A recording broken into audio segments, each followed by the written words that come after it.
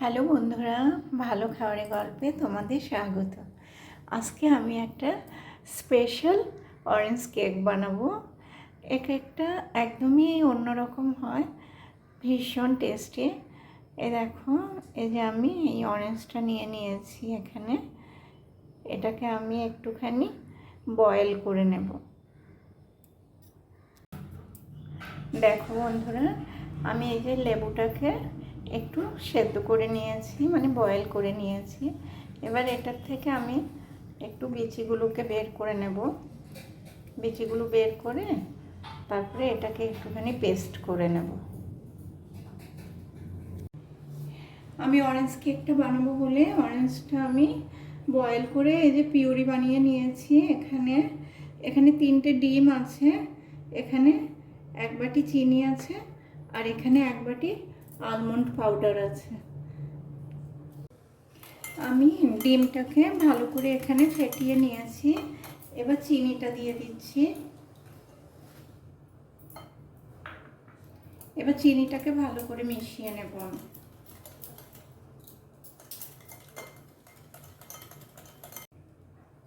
এবার অরেঞ্জ পিউরিটা দিয়ে দিচ্ছি।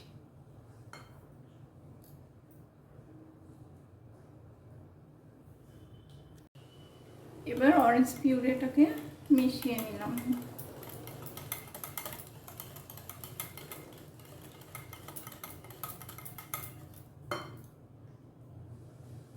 এবার আমি এই যে দেখো এতটা মতো বেকিং পাউডার দিয়ে দিচ্ছি।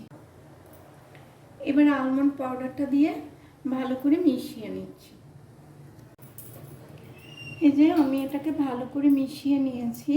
আর এখানে দেখো কেক টিনটাকে আমি একটুখানি অয়েল ব্রাশ করে বাটার পেপার দিয়ে দিয়েছি। এবার এটাকে এখানে দিয়ে দিচ্ছি।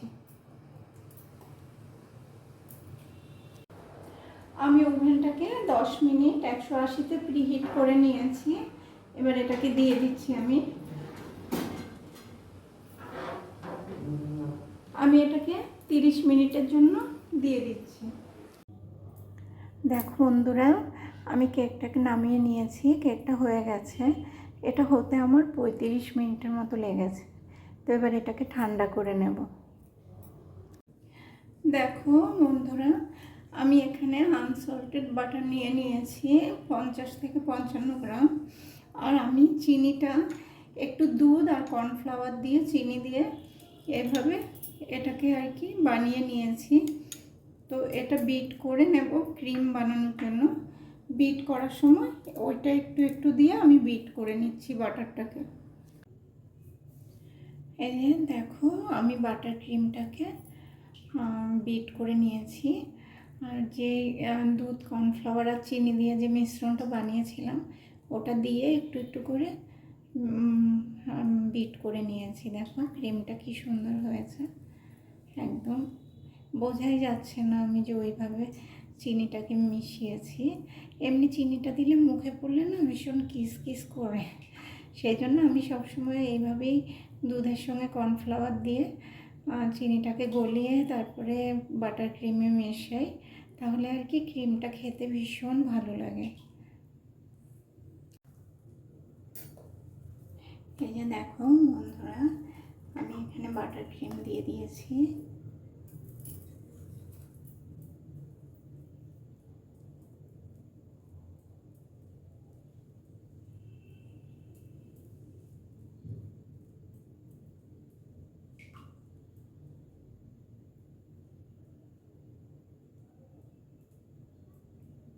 আমি এটা পুরোটাতে স্প্রেড করে দিচ্ছি।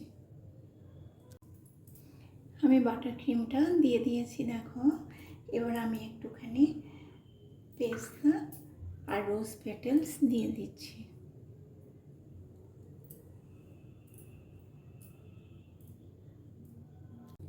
এই যে দেখো বন্ধুরা, আমি এটাতে পেস্তা আর রোজ পেটেলস দিয়ে দিয়েছি।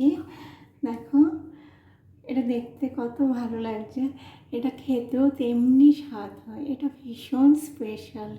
তোমরা একবার হলেও বানিয়ে দেখো বন্ধুরা, আশা করি তোমাদেরও ভালো লাগবে। তো রেসিপিটা যদি ভালো লাগে ফেসবুক থেকে দেখলে ফলো করো, আর ইউটিউব থেকে দেখলে সাবস্ক্রাইব করো, লাইক করো।